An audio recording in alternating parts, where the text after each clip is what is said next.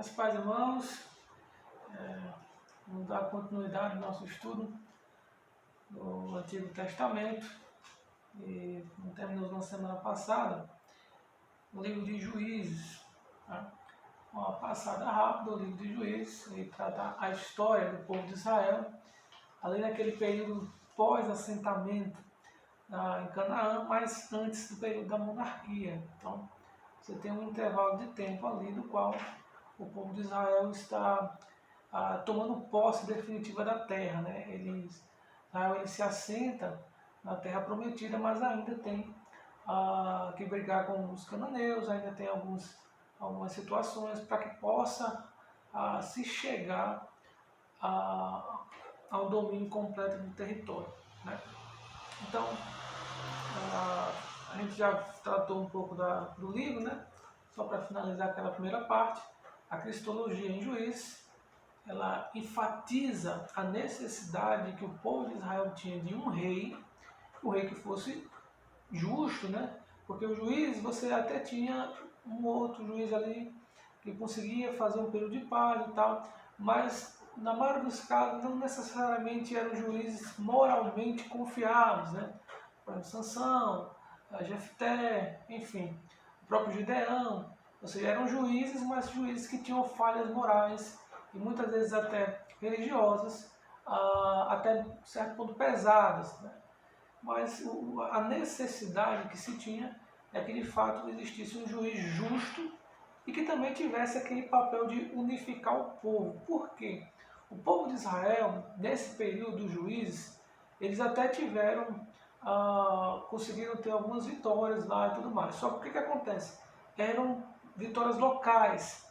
O povo, quando havia algumas invasões, eram invasões locais, em algumas partes da ocupação de Israel, dificilmente era a ocupação toda, e também esse cumprimento, essa invasão do povo cananeu era específica para alguns locais. Então vinha um juiz julgava sobre aquela região, e talvez até ao mesmo tempo de que um outro juiz estivesse em um outro local, e não tinha uma liderança ainda unificada em relação ao povo de Israel. Cada um fazia aquilo que achava mais conveniente.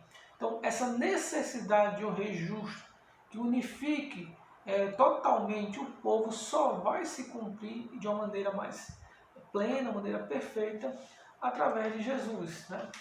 E aí, como foi perguntado na aula passada, e é interessante a gente trazer isso à tona também, por que o povo de Israel sempre recorria a Baal e Astarote, né? Você via que o povo de Israel, volta e meia, eles estavam envolvidos com a questão da idolatria, e muitas vezes até envolvidos de forma bastante pesada, tá? Então havia esse problema com relação à idolatria frequentemente. O povo de Israel convivia com aquilo ali como se fosse algo muito comum. Volta e meia, o povo de Israel voltava a essa questão. Então, o que acontecia? O povo de Israel entrava em idolatria, Deus enviava o castigo vinha, ainda assim o povo de Israel, mais uma vez, se arrependia, né? Aí se arrependia, Deus mandava o livramento. Depois que Deus mandava o livramento, depois de um tempo, passado o período daquele juiz, ou um tempo ali mais ou menos, o povo voltava a pecar. E aí o povo voltava a ter uma condição de sofrimento novamente. E esse voltava a pecar, você vai estar sempre naquele contexto do povo recorrendo às divindades cananeias, em especial as mais famosas, né, Baal e a sua consorte Astarote. Então, por que é que o povo de Israel sempre recorria a essas divindades em todo o tempo? Antes de a gente responder isso, uma coisa importante é a gente destacar.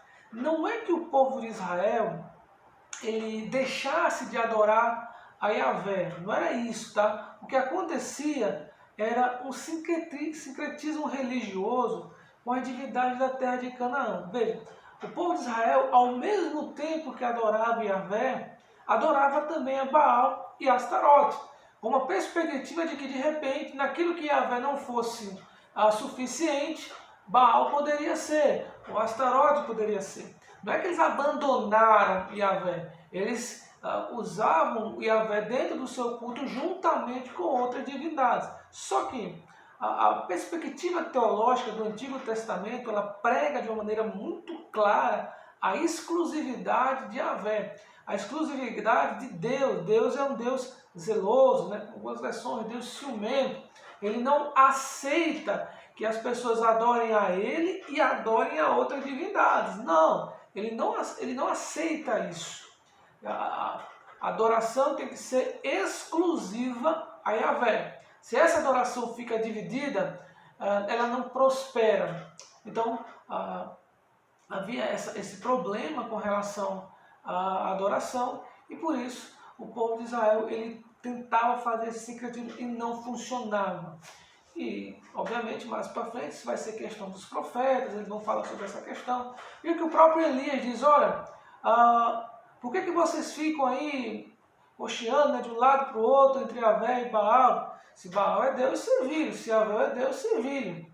Né? Vocês se sirvam aquele que for Deus. Então veja que essa mentalidade sincrética, ela vai percorrer a mentalidade do povo judeu durante todo o Antigo Testamento, até a questão do exílio em si. Até o exílio, o povo de Israel ele vivia com essa mentalidade um tanto quanto sincrética. Tá? Então não é que o povo de Israel iria deixar de adorar Yahvé. Eles adoravam Yahvé, mas eles também adoravam as outras divindades. Tá? Então, mas por que isso acontecia? Porque eles entendiam, e sua mentalidade teológica, fruto daquela época, ou seja, não era só do povo judeu, era de todo mundo, na verdade, né? Que para algum povo ser bem sucedido naquela terra, eles deveriam adorar a divindade local. Isso era um conceito muito antigo, tá? O conceito do Deus daquela terra. E aí, para você ser bem sucedido naquela terra, então era necessário que você adorasse o Deus daquele local. Então qual era o Deus de Canaã? Baal. Veja que isso é tão vivo na mente do povo antigo, que quando Davi ele sofre aquelas perseguições, ele chega a reclamar de Saul, dizendo que ele estava expulsando Davi da sua terra e do poder ou do privilégio de adorar o seu Deus. Então, o próprio Davi tinha essa mentalidade de que o Deus de Israel era o Deus daquela terra. Claro que, obviamente, a gente está se tratando de uma revelação que ela vai se ampliando. Né? Então, essa mentalidade de um Deus universal, tá? Isso só vai acontecer no Novo Testamento. Quando a própria mulher samaritana ela pergunta a Jesus se é no Monte Gerizim ou é Jerusalém. Jesus diz, não, Deus é Espírito e importa que os verdadeiros adoradores adorem em Espírito e verdade. Não é o local em si, pode ser qualquer local, mas isso é a mentalidade do Novo Testamento.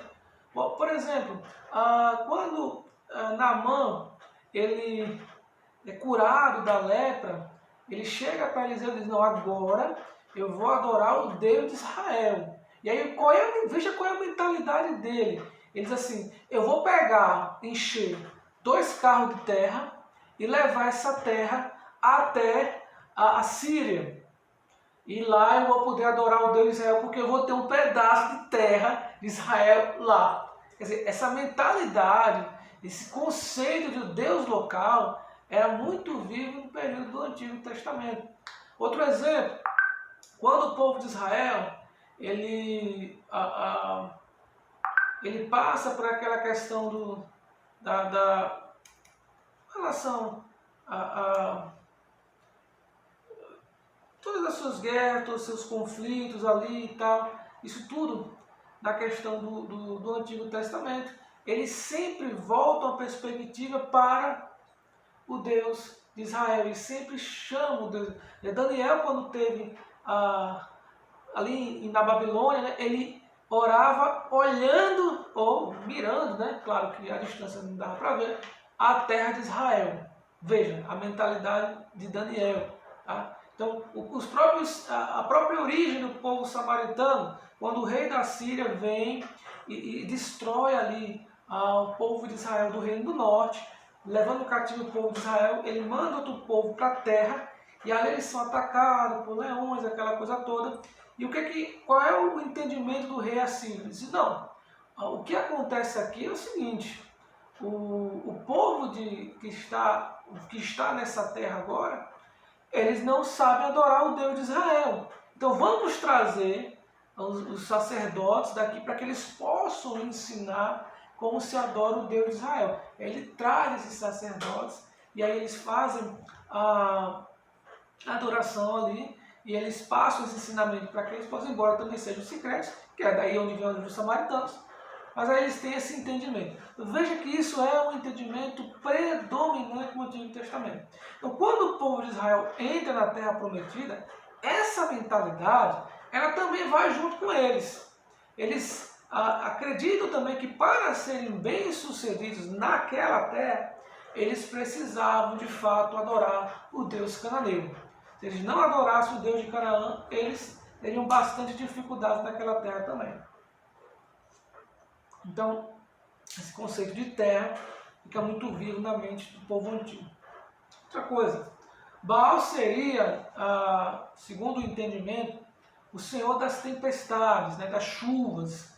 Então, ele estaria diretamente ligado à boa colheita, além de que a própria Astarote era a representação da terra. Então, Baal seria o deus das tempestades, que fecundaria a terra, né, a chuva seria a fecundação da terra, que seria a esposa de Baal, Astarote.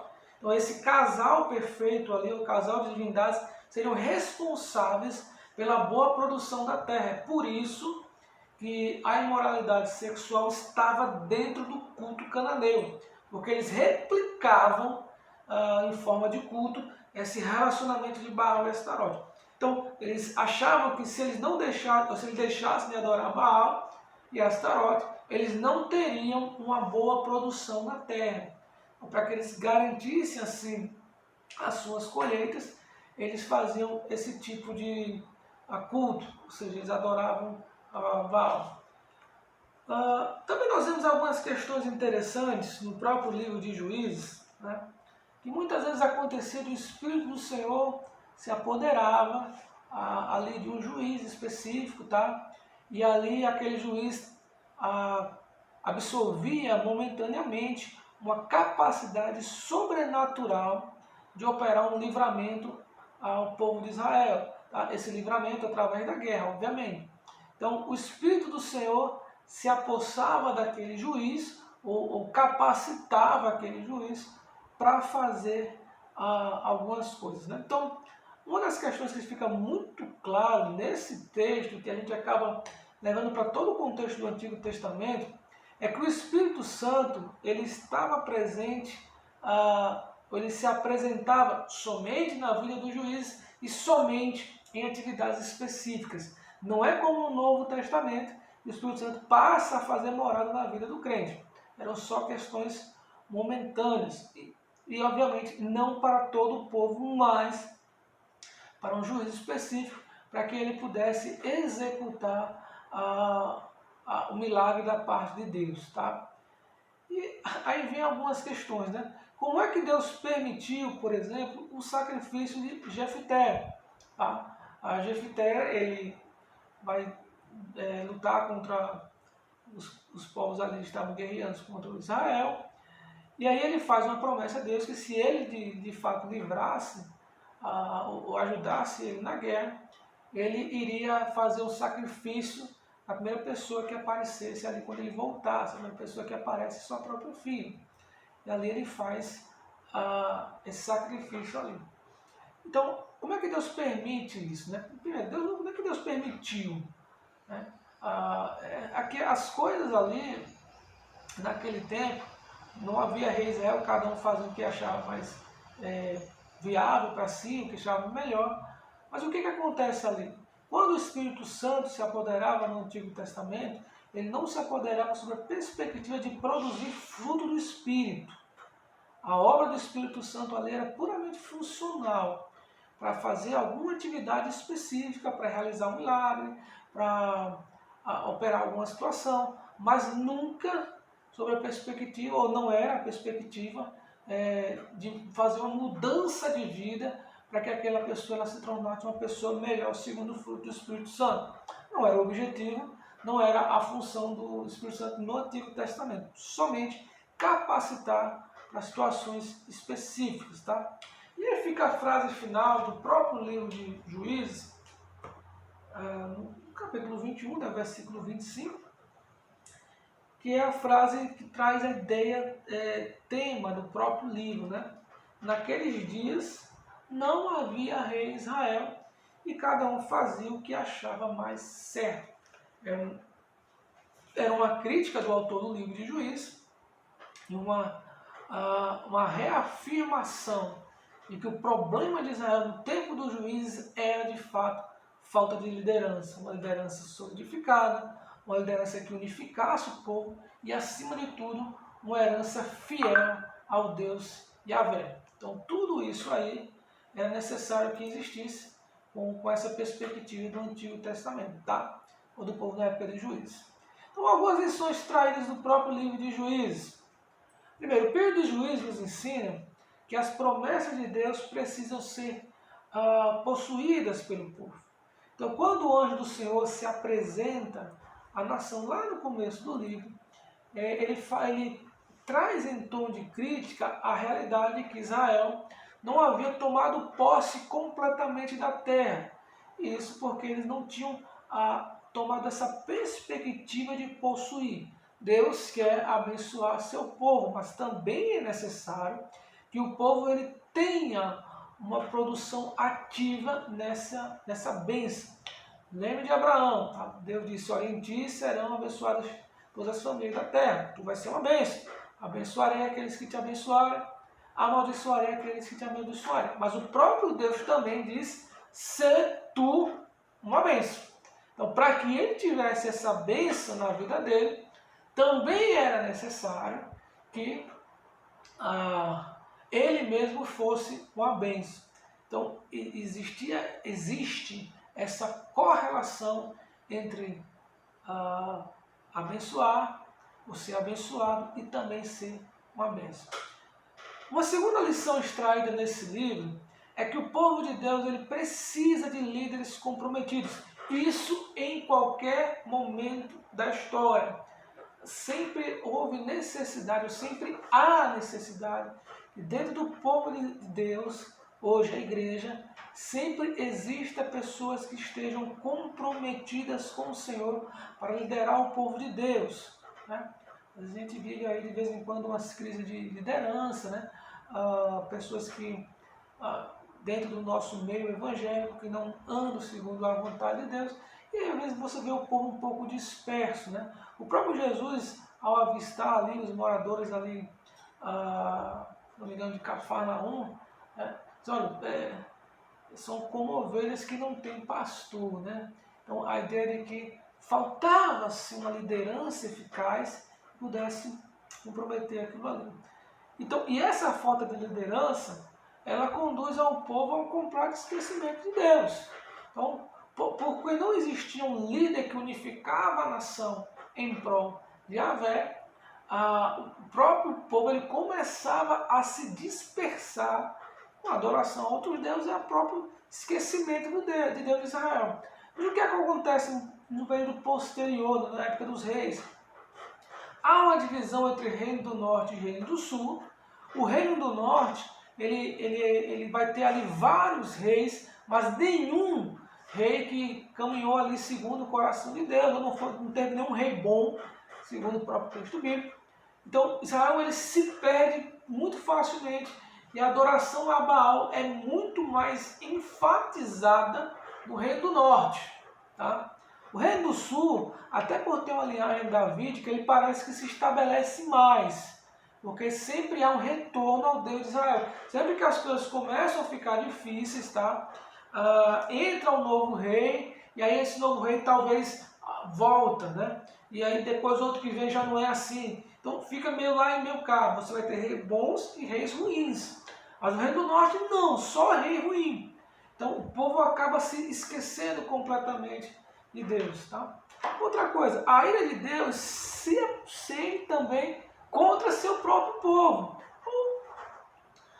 Os chamados em nossa época, né, os cristãos infiéis, né, aqueles que são ditos cristãos, mas que na prática não andam de acordo com aquilo que é a vontade de Deus. Então isso também faz com que Deus ele chame o julgamento. O próprio Pedro, na sua carta, ele diz que o julgamento começa pela própria casa do Senhor.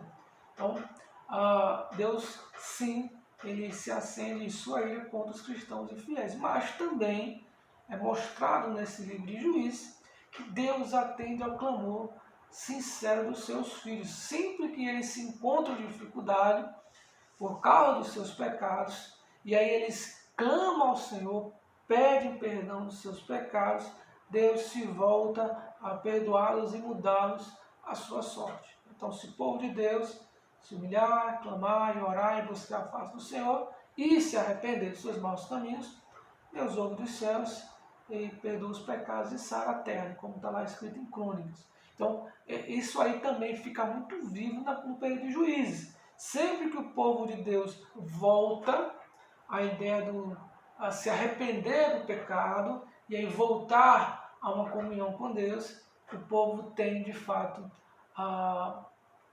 um livramento da parte de Deus. Tá? E também é interessante nesse livro de Juízes a presença de um personagem chamado o Anjo do Senhor. Né?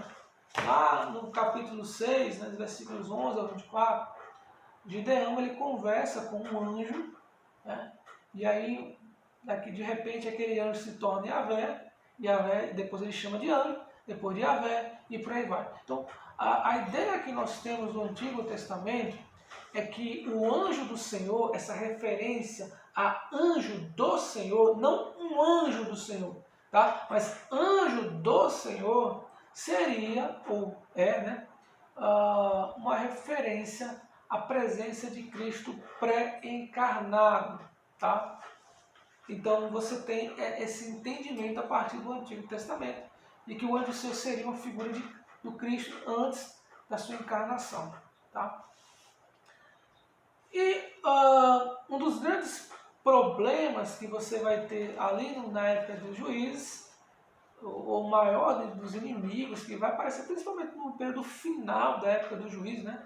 Já ali com Sansão, que foi o último juiz, é a presença dos filisteus. Os filisteus eles se apresentam ali como um dos inimigos mais implacáveis de Israel, nesse período que vai do final do fim do período dos juízes até a monarquia ali até Davi, né? Esse período de tempo ali, você tem um período no qual o povo de Israel ele passa por esse conflito direto com o povo filisteu, tá? Agora, quem eram os filisteus? Os filisteus, apesar do nome dar origem à própria terra da Palestina, né? Porque filisteu, até o nome Palestina vem do nome filisteu, né? Os filisteus não eram necessariamente descendentes ou habitantes de Canaã. Talvez eles tivessem até aparecido ali, não sei, até depois que Canaã já tinha se assentado na terra. Tá? É possível, mas não tenho certeza. Mas se for, o intervalo de tempo é pouco. Tá? Quem eram eles? Eles eram um povo que haviam sido expulsos da sua terra, lá em Creta, né? Lá para o lado da Europa já, por invasores que vinham do norte. Então quando eles são expulsos de lá, eles tentam entrar no Egito, veja, né? Logo no Egito. O Egito naquela época era a maior capital do mundo, né? Era o povo mais desenvolvido, mais rico, mais militarmente mais poderoso. Obviamente não tiveram sucesso. E aí eles vão, como eles não conseguiram nada no Egito, eles vão em direção a Canaã, ficando ali próximo às terras do mar, né? Então, eles acabaram por ocupar, de fato, as porções mais férteis da região. Então, eles vêm para a Palestina e ali eles tomam posse daquela terra ali. O povo filisteu era um povo guerreiro. Veja, ao contrário de Israel, o povo filisteu era um povo da guerra mesmo. As suas tecnologias, a sua mentalidade, a sua forma de vida era uma forma voltada para a guerra. O povo judeu, ele não tinha um exército treinado ou que vivesse o tempo inteiro para a guerra. Não, você tinha ali momentos em que havia conflitos e aí o povo de Israel se juntava para guerrear. O povo filisteu não, ele já tinha um exército preparado, treinado para a guerra. Então, eles eram um povo bastante guerreiro. Além disso, eles já começavam a trabalhar com metal. Eles já tinham, naquela época do juízo, à sua disposição, eles já trabalhavam com metal. O povo de Israel vai trabalhar com metal posteriormente. Lembre-se que nos primeiros conflitos de Saul contra os filisteus, só havia dentro do exército de Saul duas espadas. Uma que estava com o próprio Saul e a outra que estava com Jonas.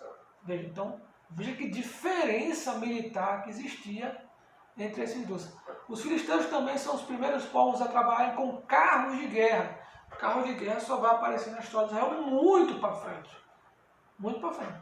Carro de guerra com aquelas hastes laterais, as rodas que ele passava, faz uma destruição sem tamanho. Então, era um povo muito forte militarmente, né? E aí você vai ter as principais cidades, né? Ekron, Ascalon, Asdod, Gaza e Gaza, né? E Gate. Essas 5 cidades filisteias era como se fosse uma espécie de, também aqui, uma espécie de anfictionia, só que eles eram mais voltados no sentido militar. Havia suas cidades, cada cidade havia um rei, um representante, um líder, mas eles eram um povo unificado nesse aspecto também. Tá? Então, na guerra eles caminhavam juntos, mas eles tinham cada um suas próprias cidades. Né? A sua divindade era Dagon, né? Que era metade peixe, metade gente, e talvez uma própria referência ali de onde eles vieram, que eles vêm do mar para aquela região, eles atravessam o mar, ou seja, eles já tinham acesso a barcos, navios, enfim, aquilo que existia naquela época. E aí eles vão causar essa destruição grande e vai ser sempre um conflito muito pesado para o povo de Israel, a luta contra os filisteus. Israel só vai se ver livre dos filisteus na época de Davi, quando Davi assume o trono, guerreia contra os filisteus e consegue, através da vida do Senhor, derrotá-los. É aí que o povo de Israel, de fato, descansa com relação aos filisteus. Mas isso ainda vai demorar muito, segundo o texto do livro. Tá? Então, esse é o entendimento do livro de Juízes, e aí a gente pode passar para o livro de Ruth. Tá? O livro de Ruth, assim como o livro de Juízes, é de autoria desconhecida, nós não sabemos quem foi o autor do livro, mas pela linguagem, até pela forma de você tratar os mesmos assuntos, subentende-se que o autor de Ruth seria possivelmente o mesmo autor de Juízes, tá? Que segundo a tradição teria sido Samuel, mas é só uma conjectura, né? A gente não sabe com certeza quem seria de fato o autor, tanto do livro de Juízes quanto do livro de Ruth, né? Se eram autores diferentes também. A data você vai ter ali por cerca do ano 1000 a.C., que é o período ali do início do reinado de Davi, porque você tem também a genealogia de Davi, né? Então dá-se essa ideia. Como ele não passa a genealogia para São Salomão, por exemplo, né? Ele não diz Salomão, filho de Davi, é possível que já na época de Salomão esse livro já tivesse sido escrito. Então ele seria anterior ao reinado de Salomão, mas ali dentro do período do reinado de Davi. Então por ali por cerca do ano 1000, né? Os anos mais para frente, os anos mais para trás, mais ou menos aquilo ali. Qual o propósito do livro? Falar da providência divina sobre Davi muito antes dele nascer, né? Veja, a Ruth é uma mulher moabita, né? E aí ela é escolhida, né? Vamos dizer assim, por Deus, para levar ou para ser descendente da linhagem de Jesus e ali também descendente da linhagem de Davi. Então vem Ruth de outro povo para pertencer ali. Então a providência divina meio que está orquestrando as coisas acontecendo. As verdades fundamentais. A providência de Deus é muitas vezes severa. Nem sempre as coisas acontecem da forma como a gente quer, né?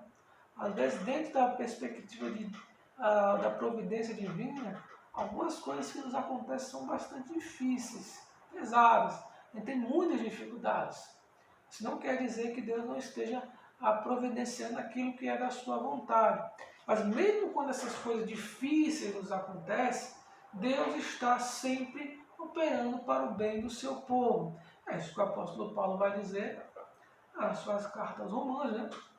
Todas as coisas cooperam para o bem daqueles que amam a Deus. Não é que todas as coisas sejam sempre favoráveis. Não. Quer dizer que às vezes você tem algumas dificuldades, às vezes a gente tem algumas facilidades, mas no geral, todas as coisas operam para o bem daqueles que amam a Deus. Ou seja, o conjunto da obra passa pela permissão divina em que até as coisas ruins que nos acontecem, Deus pode se utilizar delas, não que ele seja agente direto, tá? Mas se utilizar delas para que coisas boas venham a nos acontecer no final. Lembra, por exemplo, de José no Egito, que foi vendido pelos seus irmãos. Isso era uma coisa ruim, não foi Deus que planejou a venda, não foi Deus que executou a venda, mas Deus permitiu para que lá na frente a vida tanto do povo de Israel como do mundo inteiro fosse salva pela ação de José. Então, a providência divina ela pode ser severa, mas é sempre na perspectiva do bem do povo de Deus. Outra coisa, Deus conduz a história, mesmo que muitas vezes nós não estejamos atentos a isso.